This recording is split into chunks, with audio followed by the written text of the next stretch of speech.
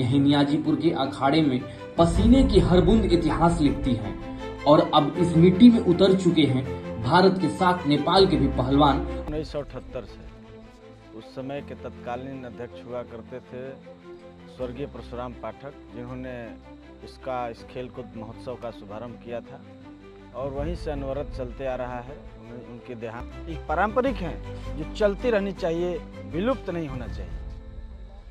यहाँ पर इस प्रतियोगिता में भाग लेने के लिए उन दर्शकों को जो लेना चाहते हैं भाग, जैसे कि आपने बिहार केसरी आपको मिला है जी, क्या थोड़ी सी उसकी कहानी बताइए। Bihar Kesari in the sense पूरे बिहार की कुश्ती होती है जिसमें पूरे बिहार से पहलवान आते हैं, उसमें शील्ड रखा जाता है, ट्रॉफी रखी जाती है बिहार केसरी, तो उसी में मिलता है। तो बास्केटबॉल हो, क्रिकेट हो, रनिंग हो, कुश्ती हो, सब गेम सेम होता है, बस उनमें रेगुलरिटी करनी चाहिए, कंटिन्यू होना चाहिए। अच्छा, यहाँ पे ये जो आयोजन होता है इसके बारे में आपको कैसे जानकारी मिली? जी, हम यहाँ पे आते हैं, 2 वर्षों से आते हैं और हमें बुला रहे हैं अंशुमान तिवारी भैया हैं और आर्यन पाठक हमारे परम मित्र हैं, जैसे कि, और हमारे भैया जी हैं। हम 2 साल से लगते हैं, थोड़ा दूर रहने वाली है उससे, 2 साल बहुत पीछे करता है। अच्छा, आपको लगता है जैसे हरियाणा को पहलवानी माना जाता है कि हरियाणा में बहुत पहलवानी होता है, हर जगह हर स्टेट को कुछ ना कुछ चीज़ें होती हैं। हमारे यूपी बिहार में केवल कहा जाता है कि IAS PCS से पढ़ते हैं, ये लोग हमारा यूपी बिहार क्यों नहीं इन सब चीज़ों में जाते हैं? हमारे में कार है जहां मैदान में कदम बढ़ाते हैं तो भक्ति भी साथ दौड़ती है। महावीर पूजा समिति ट्रस्ट का यह आयोजन दिखाता है कि नियाजीपुर जैसे यह सिर्फ मिट्टी नहीं, यह परंपरा की ताकत है जहां हर गिरावट के बाद उठना ही गर्व कहलाता है। यहीं नियाजीपुर के अखाड़े में पसीने की हर बूंद इतिहास लिखती है और अब इस मिट्टी में उतर चुके हैं भारत के साथ नेपाल के भी पहलवान अपनी ताकत, अपने मान सम्मान के जंग के लिए। नमस्ते, मेरा नाम अजीत कुमार है और आप देख रहे हैं इंडिया 91। अभी हमारी मौजूदगी बक्सर जिला के नियाजीपुर गांव में है।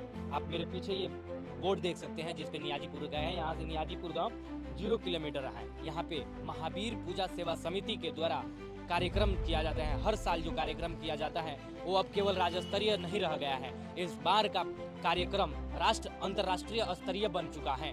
अभी हम उस स्थान पे पहुंच चुके हैं जहां पर महावीर पूजा सेवा समिति प्रतियोगिता करवा रही है। आप मेरे पीछे ये बोर्ड देख रहे हैं कि राज्य स्तरीय घोड़ा प्रतियोगिता यहाँ पे हो रहा है। ये देख सकते हैं आप, पुरुष महिला द्वारा राज्य स्तरीय दंगल प्रतियोगिता हो रहा है। पीछे मेरे देख सकते हैं कि लोग आ रहे हैं और जा रहे हैं। ये प्रतियोगिता अब केवल इस राज्य, इस जिला में ही नहीं बल्कि पूरे देश विदेश से प्रतियोगी अपना प्रतिभा दिखाने के लिए यहाँ आए हुए हैं और अपनी प्रतिभा दिखा रहे हैं। इस ऐतिहासिक आयोजन के पीछे हैं कुछ ऐसे चेहरे जिनकी मेहनत और सोच ने नियाजीपुर की पहचान को सीमाओं से परे पहुंचा दिया है। चलिए मिलते हैं महावीर पूजा समिति के कार्यकर्ताओं। अभी हम उसी बगीचे में हैं जहां से इस आयोजन का पूरा रूपरेखा तैयार किया गया था और हमारे साथ बैठे हैं इस आयोजन के आयोजक। सर, सबसे पहले आप अपना परिचय दे दीजिए, हमारे दर्शकों का अपना नाम बता दीजिए। मेरा नाम मनोज कुमार पाठक हुआ और मैं महावीर पूजा समिति ट्रस्ट का एक छोटा सा कार्यकर्ता होने के नाते जो भी दायित्व मिलता है उसको मैं निर्वहन करने का प्रयास करता हूँ। सर, सबसे पहले ये बताइए कि यहाँ पर ये जो आयोजन हो रहा है, देश विदेश से खिलाड़ी अपनी प्रतिभा दिखाने के लिए आ रहे हैं, इसकी थोड़ी कहानी शुरू से बताइए। ये कहानी स्टार्ट होती है 1978 से। उस समय के तत्कालीन अध्यक्ष हुआ करते थे स्वर्गीय परशुराम पाठक, जिन्होंने इस खेलकूद महोत्सव का शुभारंभ किया था और वहीं से अनवरत चलते आ रहा है। उनकी देहांत 2021 में हुई और उसके बाद से हम लोग इस प्रतियोगिता को आगे बढ़ा रहे हैं। तो या इस प्रतियोगिता में क्या क्या किस किस चीज़ का आयोजन किया जाता है? मुख्यतः यह 3 दिवसीय महोत्सव होता है। ये हर साल निश्चित है कि शरद पूर्णिमा के 2 दिन पहले ये प्रारंभ होती है और शरद पूर्णिमा के दिन ये संपन्न होती है, जिसमें प्रथम दिवस कभी खेलकूद हो गया, घोड़ा दौड़ हो गया और तीसरे दिन होता है दंगल, जो अंतर्राष्ट्रीय स्तर का हम लोग कुश्ती प्रतियोगिता कराते हैं। ये एक छोटा सा गांव है, नियाजीपुर गांव, बिल्कुल, और यहाँ पे देश विदेश से पूरे प्रतिभागी अपना प्रतिभा दिखाने के लिए आ रहे हैं। तो आप और लोगों को क्या बताना चाहेंगे, क्या संदेश देना चाहेंगे? देखिए, संदेश तो बहुत बड़ा है, छोटा सा आयोजन है लेकिन संदेश बड़ा इससे जाता ये है कि भारत के सभी गांवों में कम से कम इस प्रकार की प्रतियोगिता होनी चाहिए। इससे क्या होता है कि आप आने वाली जनरेशन को एक ऐसा जनरेशन की तरफ में तैयार कर रहे हैं जो देश के लिए, खेल कूद के लिए और अपने स्वास्थ्य के लिए हमेशा तैयार रहेगा। इसी के मकसद को ध्यान में रखते हुए हम लोग इस प्रतियोगिता को कराते हैं। और उसके साथ साथ भारत एक सनातनी देश है जिसमें देवी देवताओं का भी अहम स्थान है और सबसे ज़्यादा देवी देवताओं का पूजा पाठ भारत जैसे देश में ही होता है। तो हम लोग बजरंग बली को आराध्य मान के और इसको हम लोग आगे लेके चलते हैं। आपने जब शुरुआत की इसकी, या अभी भी जो कर रहे हैं आप, तो इसके पीछे क्या उद्देश्य है, क्या मुख्य उद्देश्य क्या है आप लोग? मुख्य उद्देश्य है कि भारत के लोग सशक्त हों, गांव के लड़के आगे बढ़ें, गांव के छोटे छोटे क्षेत्रों से लड़के इस प्रतियोगिता में आकर के अपना नाम रोशन करें, जिनकी पहचान गांव से उठकर जिला में जाए, जिला से उठकर राज्य में और राज्य से उठकर देश में जाए और देश में जाने के बाद इस लड़के देश से बाहर भी अपना परचम को लहराए। यही मेरा मकसद है। अभी जो जनरेशन चल रही है, यहाँ पे बहुत सारे लड़के जो वीडियो हैं, रील बना रहे हैं, वीडियो बना रहे हैं और सोशल मीडिया पे बहुत सारा समय व्यतीत कर रहे हैं। और एक तरफ आप जो ये आयोजन आप लोग कर रहे हैं, जो लोगों के लिए, सेहत के लिए या कई चीज़ों से देखने से सही है, तो क्या आप उन लोगों को कहना चाहेंगे जो बहुत ज़्यादा? हम ये बोलना चाहते हैं कि जिसको भी रील बना रहे हैं, बहुत अच्छी बात है। रील पहलवानी के बनाइए, अपने लड़िए, उसका रील बनाइए। रील अगर बनाना ही है तो रनिंग का स्प्रिंटर रख दौड़िए, जंप कीजिए, हाई जंप कीजिए, लॉन्ग जंप कीजिए, उसका रील बनाइए। रेसलिंग कीजिए, उसका रील बनाइए और तब सोशल मीडिया में डालिए। सोशल मीडिया को मैं ख़राब नहीं मानता। घर घर में सभी लड़कों को सोशल मीडिया का इस्तेमाल करना चाहिए। आज AI का ज़माना हो गया, आने वाले दिनों में और इससे बेहतर टेक्नोलॉजी आएंगी और सभी को टेक्नोलॉजी से जुड़ कर रहने का मैं मकसद संदेश देता हूँ, लेकिन उसको पॉजिटिव स्तर में सकारात्मक रूप से और अपने विकास के लिए उसका इस्तेमाल होना चाहिए, न कि समाज में फैलाने के लिए, विकृति फैलाने के लिए होना चाहिए।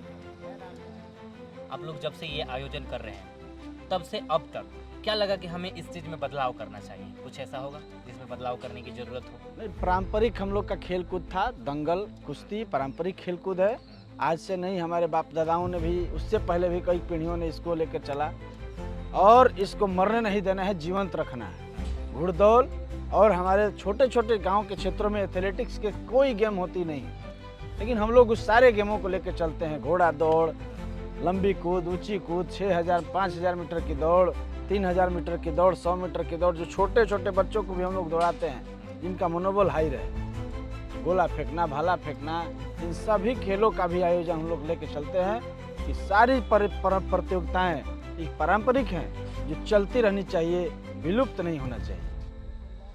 यहाँ पर इस प्रतियोगिता में भाग लेने के लिए उन दर्शकों को जो लेना चाहते हैं भाग, जैसे कि घोड़ा रेस में या दौड़ में या कुश्ती में, तो क्या है क्राइटेरिया, कैसे लेते हैं भाग, कुछ बताइए थोड़ा। क्राइटेरिया कुछ नहीं है, हम लोग यहाँ कोई भी प्रकार का नामांकन शुल्क या रजिस्ट्रेशन शुल्क नहीं लेते हैं। ये ट्रस्ट फ्री ऑफ कॉस्ट सारी सुविधा उपलब्ध कराती हैं। यहाँ पर अब दूर दूर से आए प्रतिभागियों के लिए हम लोग खाने पीने की भी व्यवस्था रखते हैं, रहने और सहने की व्यवस्था रखते हैं। हमारे यहाँ लंगर चलते रहता है और उसके साथ साथ जो है किसी भी बाहर से जो बालक हो या बालिकाएँ, उनके लिए भी उचित शौचालय के साथ साथ रहने सोने की सभी व्यवस्थाएं देते हैं। आइए, जब भी डेट अनाउंस होता है, और डेट तो ये प्रीफिक्स होता है, पहले से ही फिक्स है कि शरद पूर्णिमा के 2 दिन पहले होगा। पोस्टर वोस्टर जारी हो जाता है। शरद पूर्णिमा के 2 दिन पहले। 47वां साल था इस साल, 47वां साल है।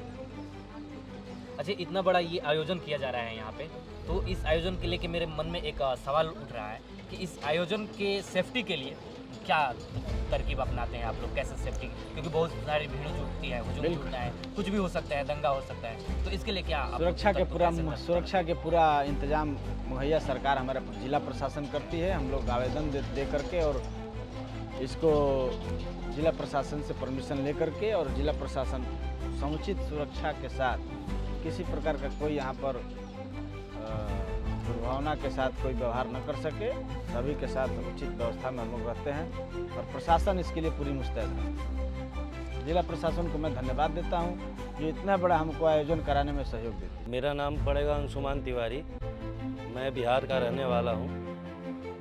आपने बिहार केसरी आपको मिला है जी। क्या है, थोड़ी सी उसकी कहानी बताइए।